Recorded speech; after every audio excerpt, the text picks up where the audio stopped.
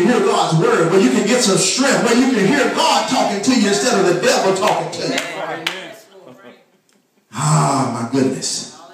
Word makes things appear bigger than they really are. Have you ever noticed that? The more that you dwell on it, the bigger it gets.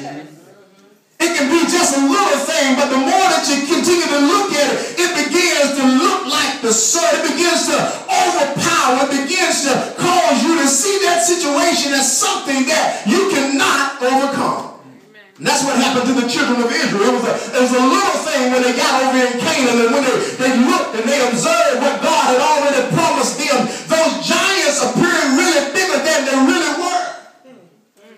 And it caused them to miss out on what God had promised them. And I don't